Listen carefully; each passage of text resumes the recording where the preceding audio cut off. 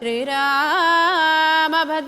ജയ ശ്രീരാമ രാമ രാമ സീതാഭിരാമ രാമ ശ്രീരാമ രാമ രാമ ലോകാഭിരാമ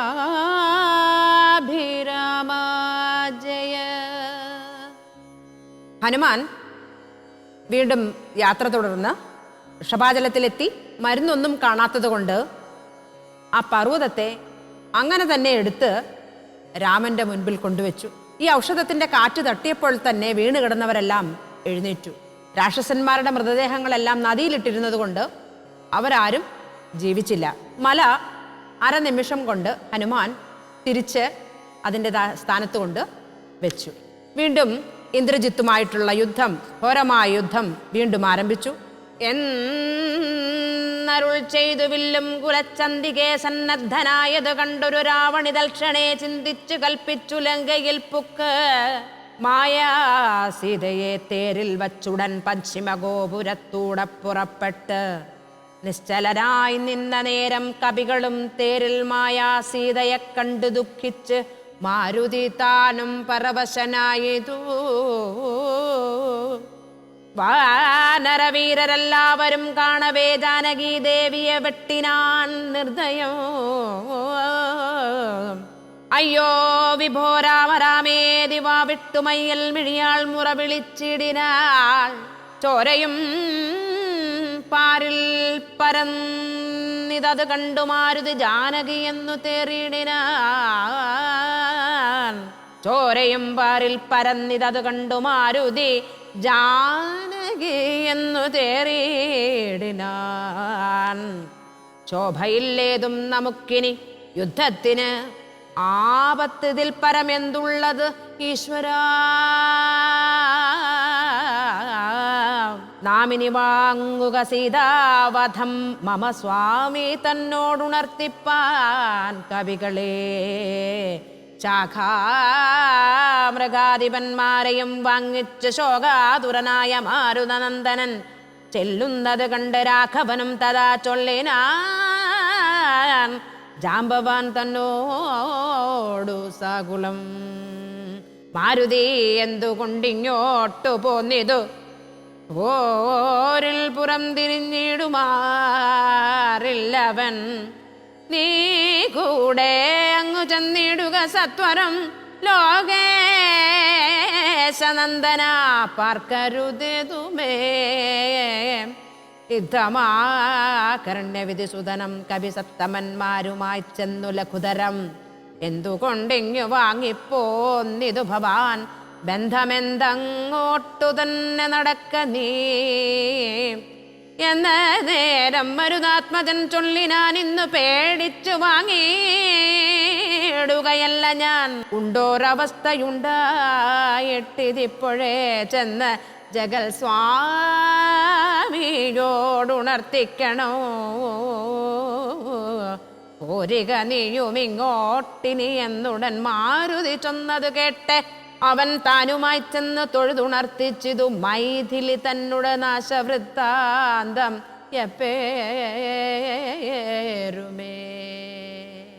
രാമൻ നോക്കി നിൽക്കെ ഇന്ദ്രജിത്ത് മായയാൽ മായാസീതയെ മുറിവേൽപ്പിച്ചു.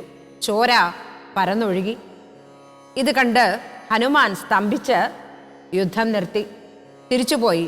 അപ്പോൾ വിഭീഷണൻ ഉറക്കെ ചിരിച്ചിട്ട് പറഞ്ഞു, ഇതൊക്കെ ഇന്ദ്രജിത്തിന്റെ ഒരു അടവല്ലേ, അവന് നിഘുംബുലയിൽ പോയി ഒരു ഹോമം നടത്താനുണ്ട്, ആ ഹോമം മുടക്കിയാൽ നമുക്ക് ഇന്ദ്രജിത്തിനെ കൊല്ലാം.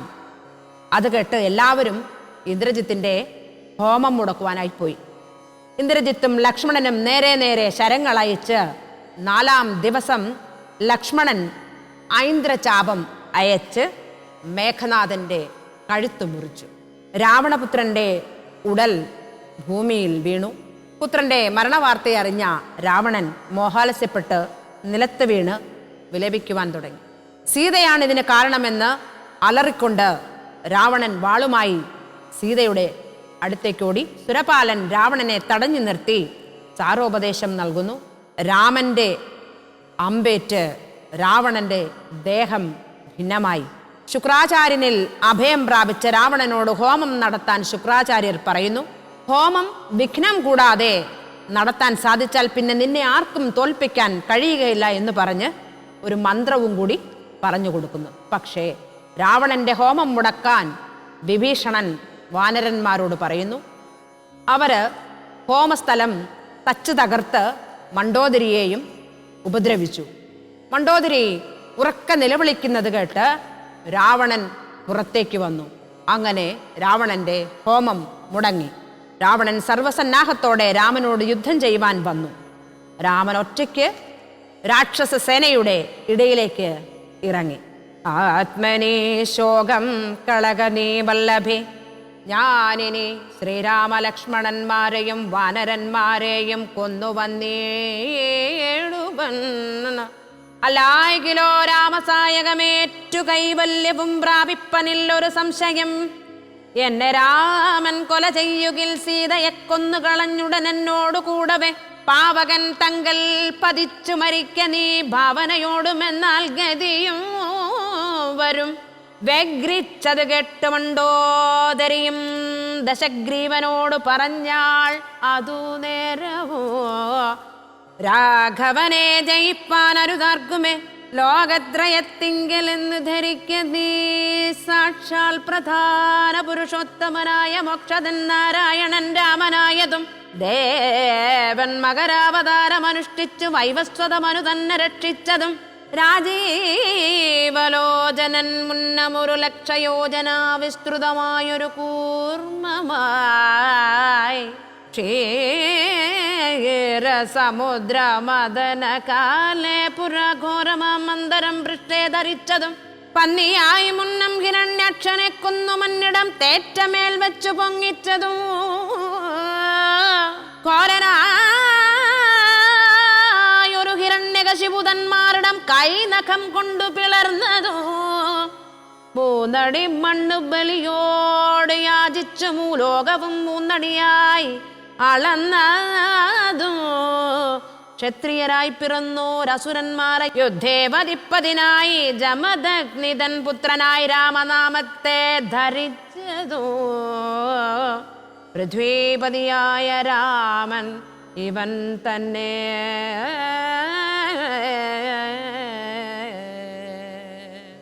പണ്ഡിതനായ രാവണൻ മണ്ഡോദരിയോട് പറയുകയാണ്, നാഥേ, എല്ലാം ദൈവത്തിൻ്റെ അധീനമാണ്. ജനിച്ചാൽ മരിക്കുന്നതിന് മുൻപ് അനുഭവിക്കേണ്ടതെല്ലാം നമ്മൾ അനുഭവിച്ചേ പറ്റൂ. അത്തരമൊരു അനുഭവമാണ് എനിക്കിപ്പോൾ ഉള്ളത്. അറിവ് നേടി ദുഃഖം ദൂരീകരിച്ചാലും ശോകം അറിവിനെ ഇല്ലാതാക്കും. അജ്ഞാനത്തിൽ നിന്നാണ് ദുഃഖവും അഹങ്കാരവും ഉണ്ടാകുന്നത്. നശിക്കാൻ നിൽക്കുന്ന ശരീരത്തോട് വിശ്വാസമുണ്ടാകുന്നതും അജ്ഞാനം കൊണ്ടാണ്. ശരീരം മൂലം പുത്രധാരാദി ബന്ധങ്ങൾ നമുക്ക് ഉണ്ടാവുന്നു. ശോകക്രോധാദി കാരണവും അജ്ഞാനമാണ്. അതിനെ ദൂരീകരിച്ചാലും ഒന്നിനോടും സംയോഗമോ വിയോഗമോ ഇല്ലാത്ത ആത്മാവിനെ അറിഞ്ഞ് ശോകം ദൂരീകരിച്ചാലും. ഞാൻ ശ്രീരാമലക്ഷ്മണന്മാരെയും വാനരന്മാരെയും കൊന്നിട്ട് വരാം, അല്ലെങ്കിൽ രാമബാണങ്ങളേറ്റ് മോക്ഷം ഞാൻ പ്രാപിച്ചുകൊള്ളാം. എന്നെ രാമൻ കൊല്ലുകയാണെങ്കിൽ സീതയെ കൊന്നിട്ട് നീയും എൻ്റെ കൂടെ തീയിൽ ചാടി മരിക്കണം. അപ്പോൾ മണ്ഡോദരി രാവണനോട് പറയുകയാണ്, രാമനെ ജയിക്കാൻ കഴിയില്ല. രാമൻ സാക്ഷാൽ നാരായണനാണ്. ശ്രീരാമചന്ദ്ര കൃപാലോ ഭജമന ഹരണഭാവഭയദാരുണം നവകഞ്ചലോചന കഞ്ചമുഖകര കഞ്ചപാദ കഞ്ച